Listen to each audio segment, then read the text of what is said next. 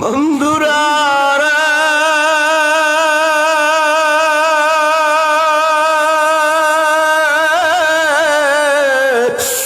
আমার মাওলার কালাম, আমার যে মাওলায় দুনিয়াতে নাজিল করলো রে, নবীর তেলাওয়াত যদি এত মজা হয়,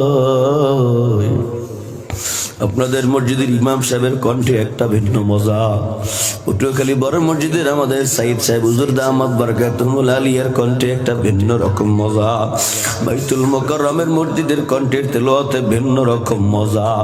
যার কণ্ঠ যত সুন্দর তার তেলাওয়াত তত সুন্দর লাগে।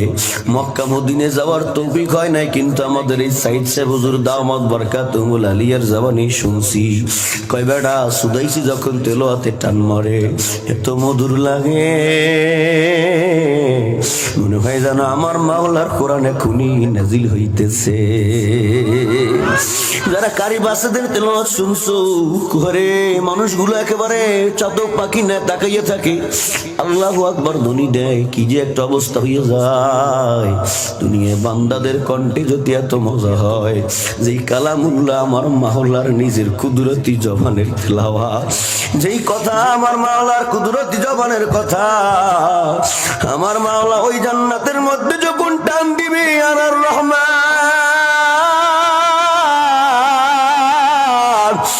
আল্লাহ যখন তেলাওয়াতে টান মারবে,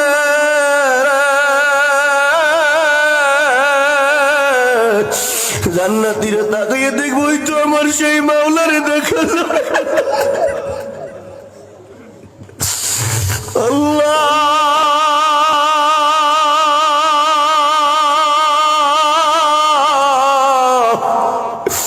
কারে কই আর কারে বুঝা,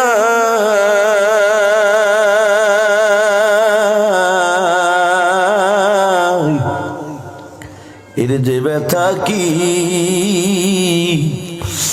বলা যায় না, সবা যায় না, ইশকের বিবরণী।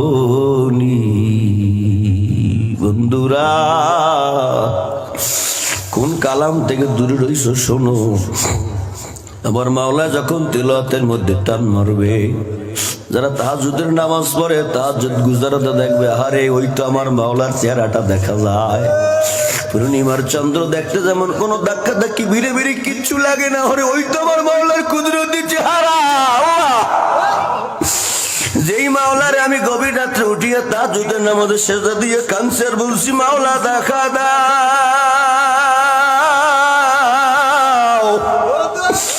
এই মাওলারে চরমনের ময়দানে গিয়া নদীর পারে রাত্রে বসিয়া জিকির করছি আর বলছি, মালিক তোমারে যদি একটু পাইতাম।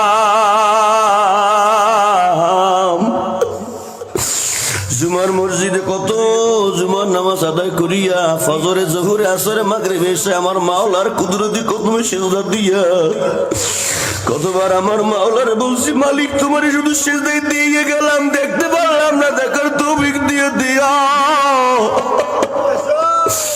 ওই বান্দা বান্দিরে তাকিয়ে দেখবে আমার মাওলার কুদরতি চেহারা।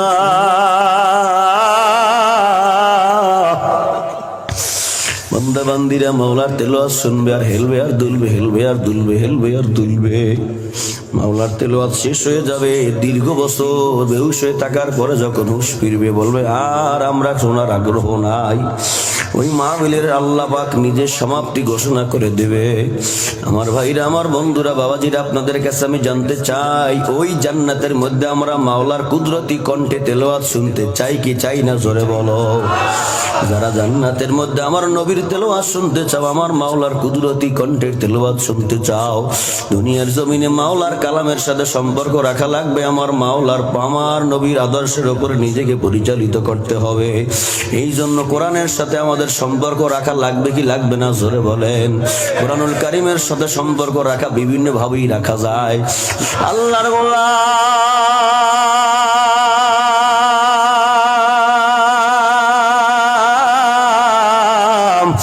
আমার মাওলার কালাম, আমার আল্লাহর কালাম কালামের সঙ্গে নিজের সম্পর্কটা লাগাইয়া দাও, আল্লাহ দুনিয়াতেও দাম বাড়াইয়া দিবে রে, আল্লাহ আখিরাতেও তোমার আমার দাম বাড়াইয়া দেবে। যেই আল্লাহ দাইয়াতুল কলবের দাম বাড়াইলো, যেই আল্লাহ আবু যর গিফারির দাম বাড়াইলো, যেই আল্লাহ বেলাল রাদিয়াল্লাহু তাআলা আনহুর দাম বাড়াইলো, ওই আল্লাহ এখনো আছে না? না। আল্লাহর সঙ্গে যেহেতু আমাদের কোনো বাজাবাজি নাই, আমরাও আল্লাহর বান্দা, তারাও আল্লাহর বান্দা, সুতরাং আপনাকে আমাকেও আল্লাহ দুনিয়াতেও পরে বড় দামি করতে পারে কি পারে না? এ আল্লাহর গোলাম,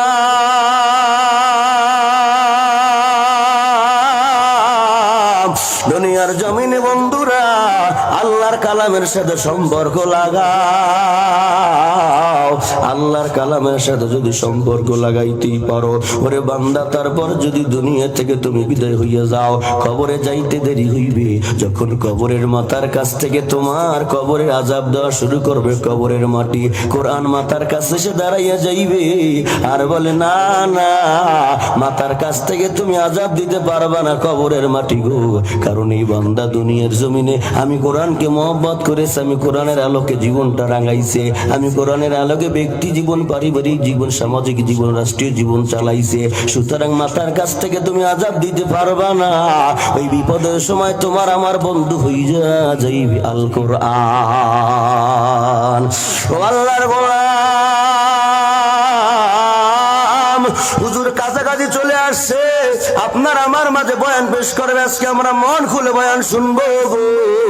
আজকে দুনিয়ার জমিনে এখানে কত সুন্দর মাহফিল, এই মাহফিল আমাদের মেজবা হুজুর প্রধান অতিথি হইবে, আমরা বয়ান শুনবো। বিশেষ অতিথি হিসেবে কত লোকজন আছে, আমাদের সভাপতি সাহেব জনাব মোহাম্মদ আব্দুল হাই মিয়া সাহেব আপনার আমার আজকের মাহফিলের সভাপতিত্ব করতেছে। ও বান্দারা, আল্লাহ রব্বুল আলামিন জান্নাতের মধ্যে একটা মাহফিলের ব্যবস্থা করবে, সুবহানাল্লাহ। ওই মাহফিলের সভাপতি হইবে আমার আল্লাহ নিজে। বন্ধুরা,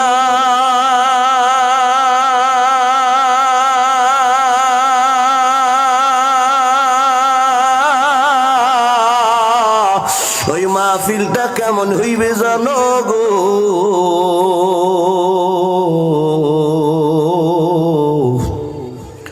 ওখানে প্রধান অতিথি থাকবেন তোমার আমার কলিজার টুকরা হাবিবি কিবরিয়া আশরাফুল আম্বিয়া দুজাহানের বাদশাহ জনাবে মুহাম্মদুর রাসূলুল্লাহ সাল্লাল্লাহু আলাইহি ওয়াসাল্লাম। সমস্ত আম্বিয়া কেরাম থাকবে বিশেষ অতিথি। আল্লাহ যখন একটা কিরাত মাহফিল কায়েম করে দেবে, আল্লাহ রব্বুল আলামিন দাউদ নবীকে বলবেন, দাউদ তুমি একটু পড়ে শোনাও।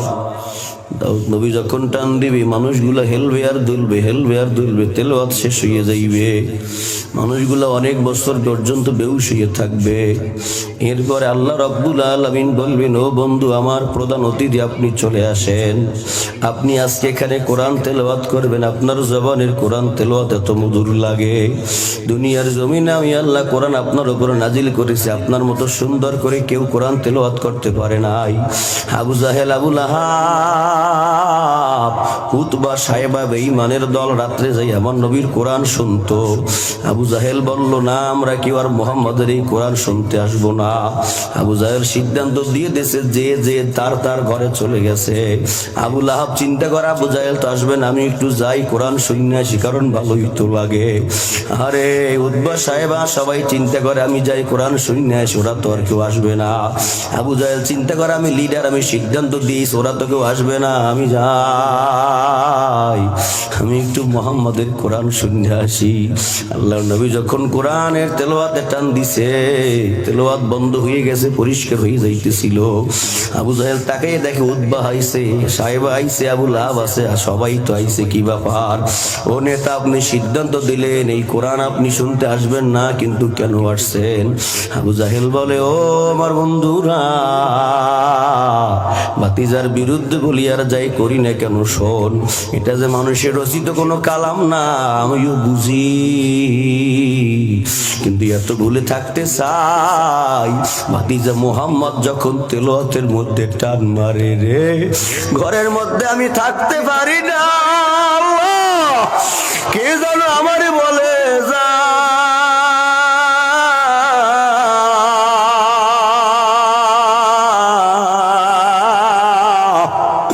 ওই মুহাম্মাদের তেলাওয়াত না শুনলে দিল ভালো লাগে না। ওই নবীকে আল্লাহ বলবেন, বন্ধু আমার, আজকে আপনি এখানে সূরা ইয়াসিন পাঠ করে শোনান। আল্লাহর পয়গম্বর জান্নাতের মধ্যে বসে সূরা ইয়াসিন পাঠ করা শুরু করবে। সমস্ত বান্দারা, জান্নাতি মানুষেরা দেখবে ওই তো আমার মায়ের নবীর চেহারা দেখা যায়। আজকে আমরা লাইট ব্যবহার করছি, ওই মাহফিলে কোনো লাইট থাকবে না, আমার নবীকে লাইট হিসেবে ব্যবহার করা হবে। সুবহানাল্লাহ। যখন উম্মতেরা দেখবে ওই তো আমার মায়ের নবী তেলাওয়াত করতেছে, যেই মায়ের নবীর মুহাব্বত আমি জীবনে দাঁড়িতে বেলেট খুর কেচি কাচি কিছুই লাগাই না, যেই মায়ার নবীর মুহাব্বত আমি মাথায় টুপিটা দিছি, গায়ে লম্বা জামা রাখছি, মেসওয়াক করেছি, মাথায় পাগড়ি বাঁধছি, হারে ওই তো আমার মায়ার নবীকে দেখা যায়। দুনিয়ার জমিনে কত মানুষ কত কথা বলেছে, কত কিছু করেছে, আজকে আমি আমার মায়ার নবীর দেখতে পাই। মায়ার নবীর তেলাওয়াত এত সুন্দর তেলাওয়াত থাকবে, নবী তেলাওয়াত করবে, মানুষ হেলবে আর দুলবে, হেলবে আর দুলবে, হেলবে আর দুলবে। যখন এমন অবস্থা হয়ে যাইবে রে, আরে নবীর তেলাওয়াত শেষ, মানুষগুলা গলা কাটা মুরগির মতো ছটফট করতে থাকবে। তেলাওয়াত শেষ, বেহুশ হয়ে যাইবে, দীর্ঘ বছর বেহুশ হয়ে থাকার পরে হুশ ফিরে আসবে। এবার আল্লাহ বলবেন, তোমরা এখন কি করবা? কয় আল্লাহ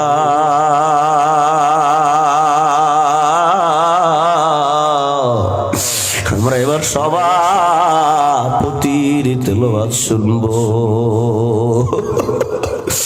বন্ধুরা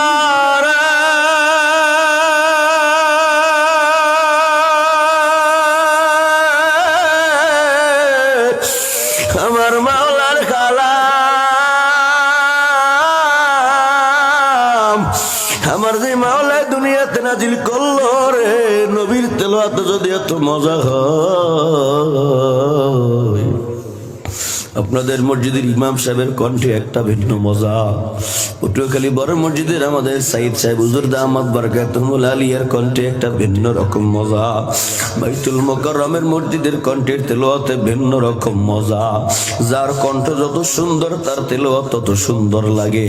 মক্কা মদিনে যাওয়ার তৌফিক হয় নাই, কিন্তু আমাদের এই সাইদ সাহেব হুজুর দামাত বারাকাতুহুল আলিয়ার জবানি শুনছি।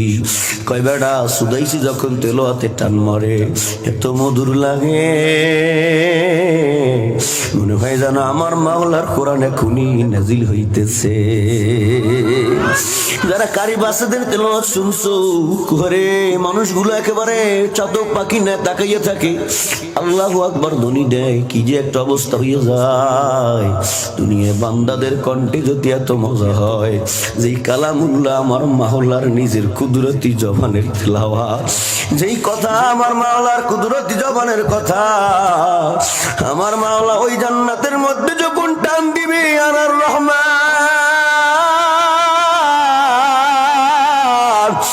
আল্লাহ যখন তেলাওয়াতে টান মারবে,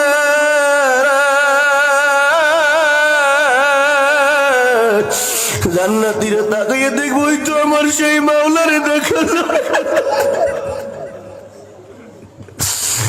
আল্লাহ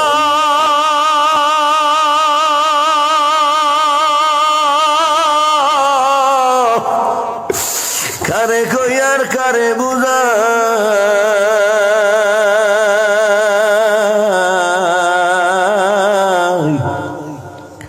এর যে ব্যথা কি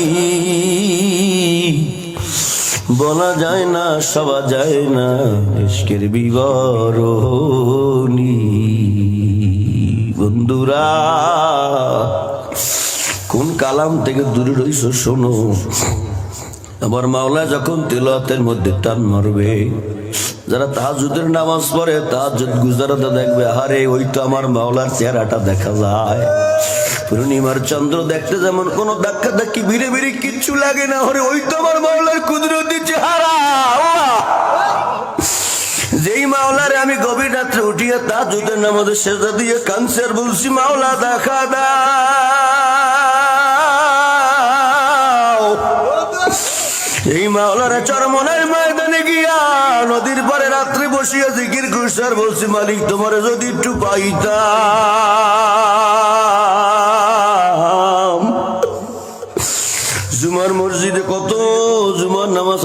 দিয়া ফজরে জোহরে আসরে মাগরিবে এসে আমার মাওলার কুদরতি কদমে সিজদা দিয়া কতবার আমার মাওলার বলছি, মালিক তোমার শুধু সিজদায় দিয়ে গেলাম, দেখতে পারলাম না, দেখার তৌফিক দিয়ে দিয়া। ওই বান্দা বান্দিরে তাকিয়ে দেখবে আমার মাওলার কুদরতি চেহারা।